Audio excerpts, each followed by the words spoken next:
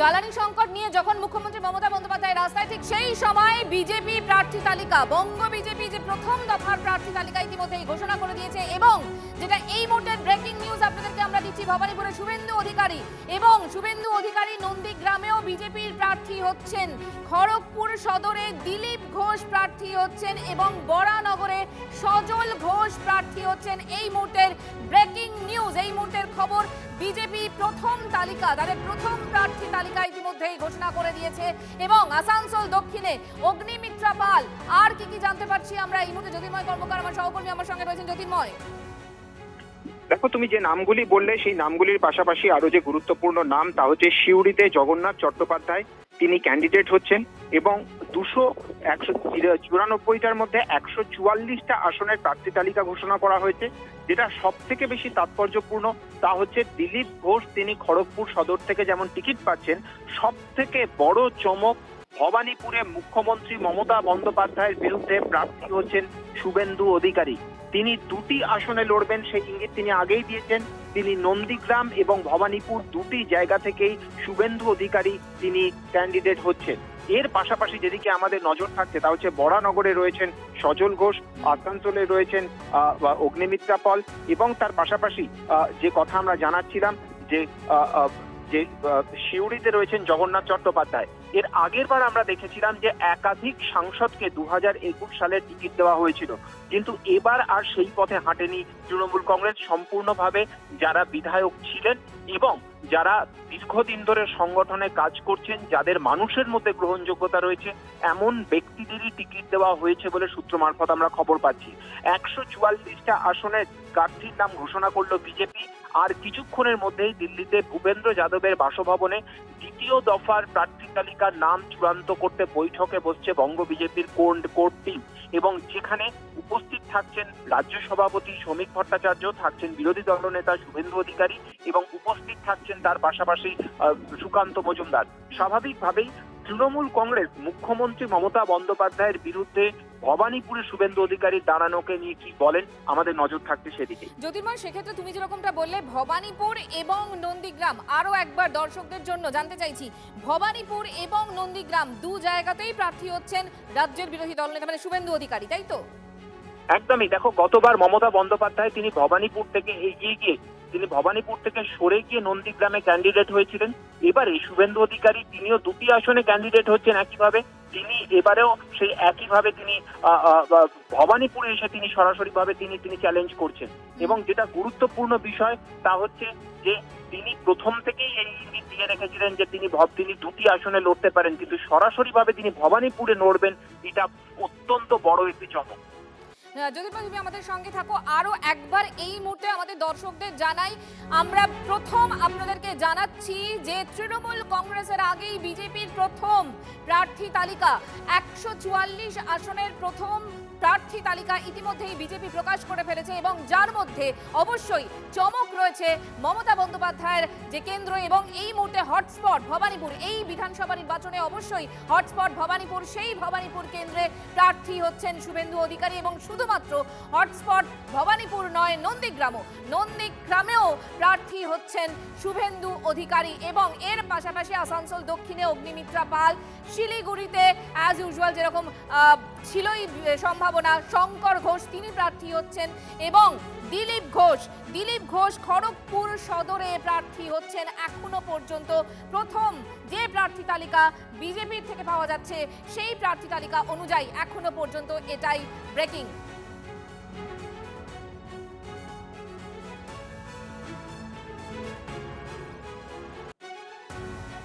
জ্যোতির্ময় আমাদের সঙ্গে রয়েছেন, আবারও জ্যোতির্ময়ের কাছে চলে যাবো। জ্যোতির্ময়, যেগুলো এখনো পর্যন্ত নজর কাড়া কেন্দ্র, যে নামগুলো আমরা পরিচিত, অত্যন্ত পরিচিত, সেগুলো তো বললামই, এর পাশাপাশি আর কোন কোন নামগুলো উঠে আসছে জ্যোতির্ময়?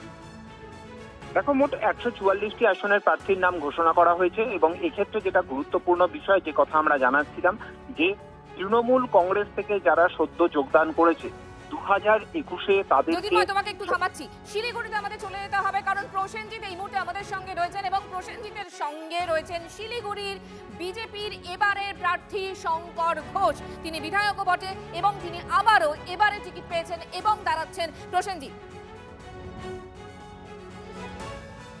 দেখো, বামেদের পর এবার বিজেপি প্রার্থী তালিকাও ঘোষণা হয়ে গেল। এবারও শিলিগুড়ি থেকে পদ্ম প্রার্থী শঙ্কর ঘোষ, গত 5 বছর বিধায়ক ছিলেন তিনি। শঙ্করদা, প্রথমত দল যে প্রার্থী তালিকা দিয়েছে তাতে শিলিগুড়ি থেকে আপনি প্রার্থী, প্রথম প্রতিক্রিয়া? প্রথমত আমি এখনো জানি না। হ্যাঁ, বাট দলের- মানুষ জানেন দলের প্রার্থী তালিকা একটা পদ্ধতি অনুযায়ী ঘোষণা হয়, যেহেতু আমি সরকারিভাবে সেটা জানি না, ফলে আমি এই ব্যাপারে কোনো প্রতিক্রিয়া দেব না।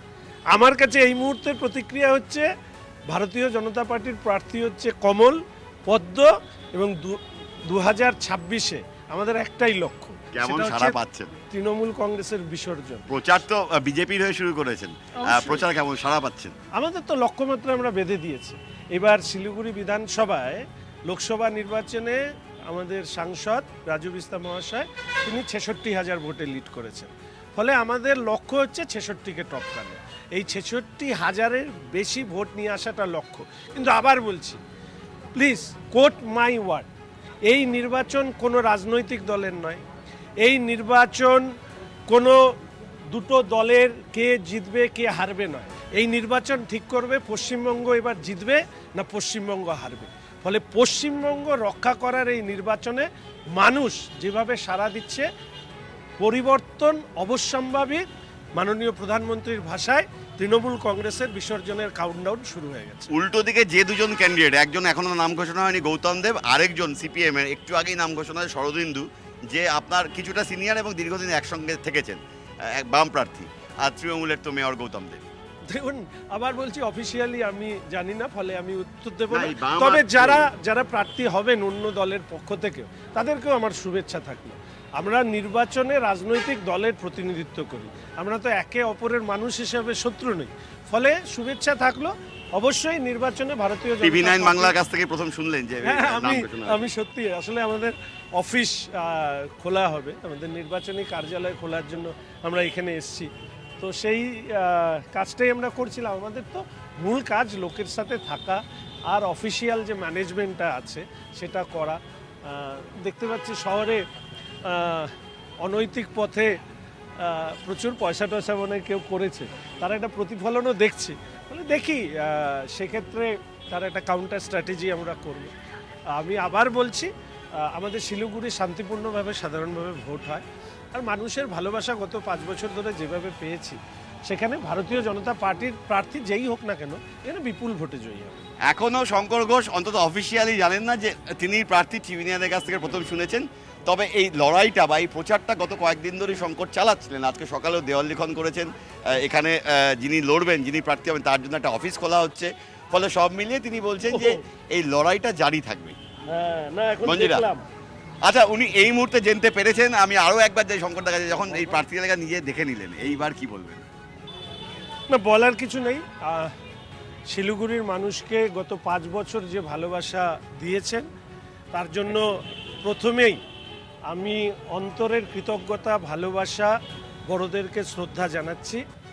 আর এর পাশাপাশি এইটুকু আপনাদের কাছে প্রতিজ্ঞাবদ্ধ থাকতে চাই যে শিলিগুড়ির সম্মান, উত্তরবঙ্গের সম্মানকে ধরে রাখতে যেভাবে কাজ করেছি, আগামী 5 বছর আমরা আশা রাখি যে আমি যে কথাটা বলেছি, বাংলা এবং বাঙালির অন্তরাত্মা কাঁদছে, সেই কান্না মুছে দেওয়ার জন্য বাঙালির মননে আগামী দিনে আমরা যে স্বপ্ন সবসময় দেখি, রবীন্দ্র নজরুলের বাংলা কখনো অনুব্রত আরাবুলের বাংলা হতে পারে না।